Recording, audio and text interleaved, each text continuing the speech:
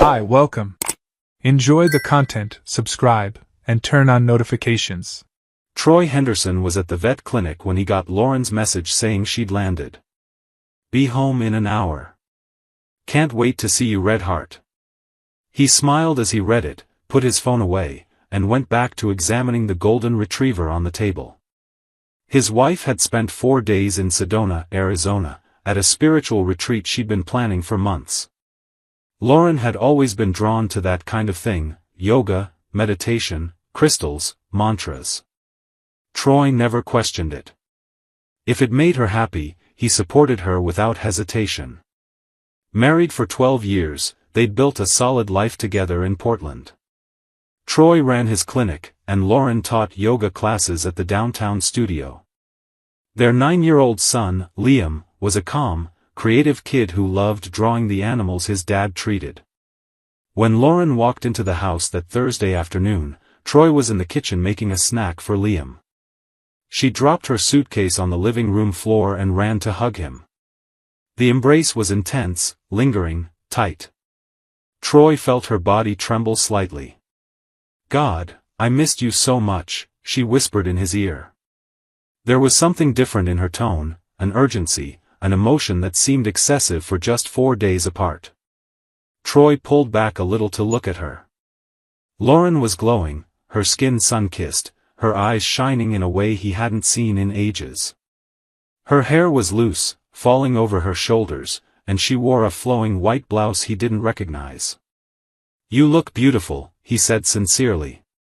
She gave him a wide smile, the one he'd known since they first met, but something about it was new, a lightness, a satisfaction that seemed to overflow. "Sedona was transformational, Troy. I feel renewed.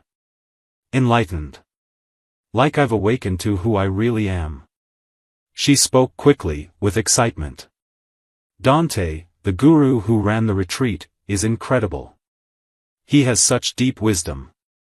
We did sunrise meditations, worked with crystals, had energy healing sessions. It was intense, but necessary. I needed this." Troy nodded, smiling. He was used to her enthusiasm for these kinds of practices. "I'm glad it was good for you," he replied, pulling her into another hug. Liam came running into the kitchen yelling, "Mom," and Lauren lifted him into the air, spinning him around. Her joy was contagious, but Troy couldn't shake a strange feeling in his gut, something about the way she kept saying Dante's name, the reverence in her voice. That night, after Liam fell asleep, Troy tried to talk more about the trip. Lauren was on the couch, scrolling through her phone, smiling at the screen. He sat beside her. "Tell me more about the retreat. What exactly did you do?"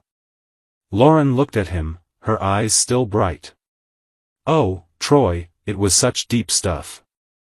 Real connections. Dante has this way of seeing right through you, you know? He identifies emotional blocks, old traumas, and works to release them all. We had group sessions, but also private ones. Those were the most powerful." Troy frowned slightly. "Private sessions?" She nodded absently, looking back at her phone. "Yeah, one-on-one healing sessions. Everyone got a chance to work through personal stuff with him. It was incredibly deep." She didn't go into detail. Troy noticed she'd changed her phone password, the lock screen, which used to just require a swipe, now asked for 6 digits. He didn't say anything. On Friday, Lauren left early for her class at the studio. Troy was at the clinic seeing patients when he got an unexpected call. It was Emma, Lauren's best friend for over 15 years. They'd met in college and stayed close ever since. Emma rarely called Troy directly. "Troy, I need to talk to you. In person. It's urgent." Her voice was strained. Troy's heart started racing. "Emma, what's wrong? Is everything okay?"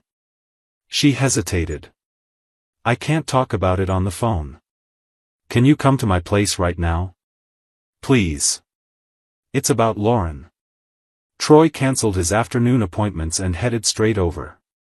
Emma opened the door with red, swollen eyes. She'd been crying a lot.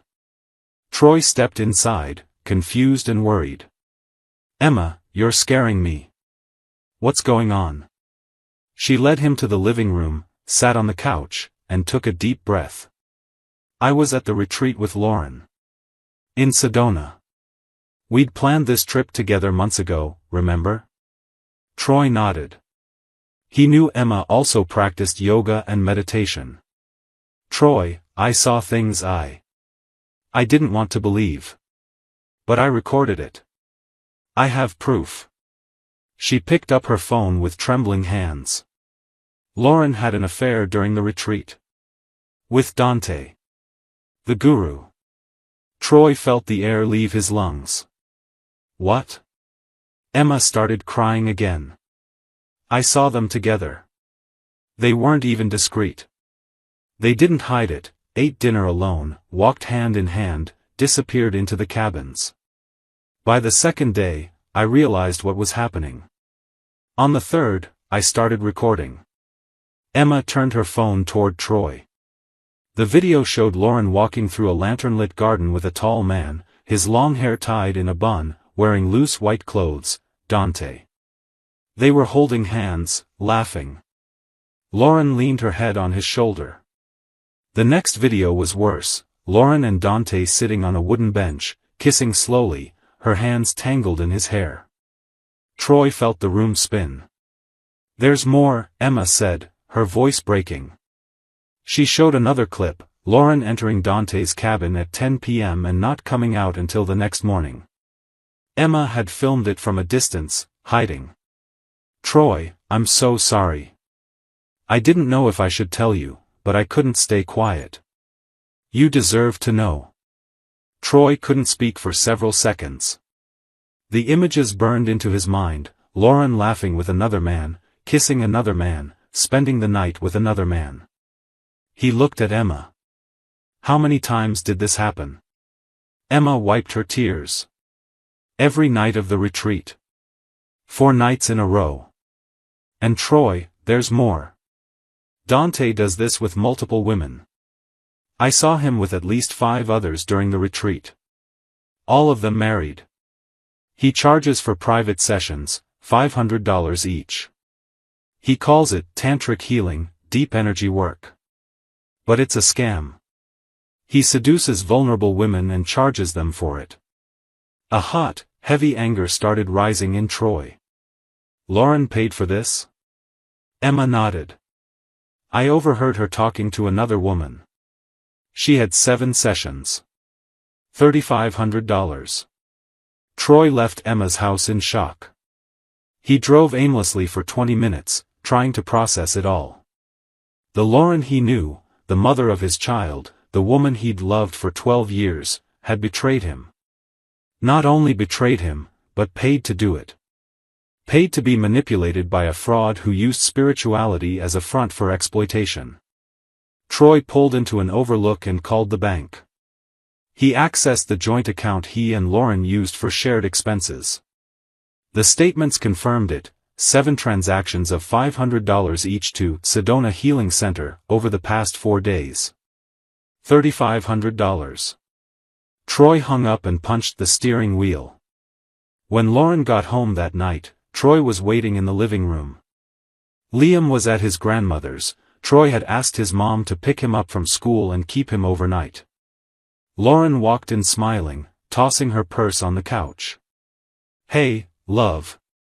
You okay? You seem tense." Troy stared at her. "Sit down." His tone wiped the smile right off her face. She slowly sat in the chair across from him. "Troy, what's going on?" He took a deep breath. "I know about Sedona. I know about Dante. I know everything." Lauren's face went pale instantly. Her eyes widened. "What are you talking about?" Troy pulled out his phone and showed her the videos Emma had sent. Lauren covered her mouth with her hand, tears welling up. "Troy, I can explain." He cut her off. "Explain what, Lauren?" Explain that you cheated on your husband for 4 straight days? Explain that you spent $3,500 of our money to sleep with a con artist? Explain that you came home smiling, hugged me, hugged our son, and pretended like nothing happened? His voice was controlled, but each word cut like a blade. Lauren started sobbing. It wasn't like that. You don't understand. Dante helped me connect with my true self. It was healing, Troy. It was tantric love. It was spiritual. Troy let out a bitter laugh. Spiritual? Lauren, you were scammed. Dante does this with multiple women. He charges $500 a session. That's not spirituality, that's prostitution disguised as therapy. Lauren shook her head, tears streaming down her face. No. That's not true. Dante is genuine. He has a gift. You've never understood me spiritually, Troy. You never wanted to go deeper with me. Dante really saw me. Troy stood up, anger now boiling over. He saw you? Or he saw a married woman, vulnerable and willing to pay for attention? Wake up, Lauren. You were manipulated. Lauren stood too, her voice rising. I wasn't manipulated. I chose this. I wanted it. For the first time in years, I felt alive, desired, understood. Troy stepped back like he'd been punched. So that's it? You wanted it? You chose to betray your husband, betray your family, spend money that should have gone to Liam, all because you felt alive? Lauren angrily wiped her tears. You don't get it. You never will. Troy grabbed his jacket. You're right. I don't get how the woman I loved became this. He headed for the door. Lauren ran after him. Troy, wait. We can talk. We can fix this. He stopped at the door without turning around. There's nothing to fix, Lauren. Tomorrow I'm calling a lawyer. Troy spent the night at a hotel. He barely slept. The next morning, he scheduled a consultation with a divorce attorney. While waiting in the office, he looked up Dante and the Sedona Healing Center online. What he found was eye-opening. There were multiple reports from women accusing him of emotional manipulation, excessive charges, and inappropriate relationships. Dante, whose real name was Daniel Foster, had a pattern of moving cities every couple of years, always leaving behind a trail of deceived women and broken families. Troy's anger hardened into resolve. He wouldn't just divorce Lauren, he'd expose Dante. Troy hired a private investigator, who in 3 days gathered solid evidence. Dante had been seeing at least 6 women from the retreat simultaneously, all married, all paying for private sessions. The investigator discovered Dante had no legitimate certifications as a therapist or spiritual guide. It was all a scam. Troy sent all the evidence to Arizona authorities, the Better Business Bureau, and a local investigative journalist working on a story about spiritual retreat scams. Within a week, the story blew up. Dante was investigated for fraud and coercion. The Sedona Healing Center shut down. Several women, including Lauren, were named in news reports as victims, but also as enablers for letting the scheme continue. Lauren was devastated when the story broke. She called Troy, begging him to drop the complaints. Troy, you've destroyed everything, my reputation, my job. People at the studio look at me differently now. My family's turned their backs on me. Troy was in his clinic when he answered. Lauren, you destroyed everything yourself the moment you chose to betray our family. I just told the truth. She screamed into the phone. You're cruel. You never really loved me. Troy hung up. The yoga studio where Lauren worked quietly let her go 2 weeks later. The Portland yoga community was small, and word traveled fast. She tried to keep teaching private classes, but she lost most of her clients. Her family, who'd always held her up as the perfect daughter, the devoted teacher, the loving mother, now barely spoke to her.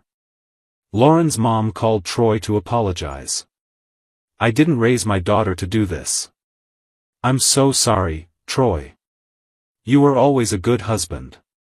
Troy thanked her but didn't prolong the conversation. The divorce moved quickly. Troy requested full custody of Liam, arguing that Lauren had shown poor judgment and emotional instability.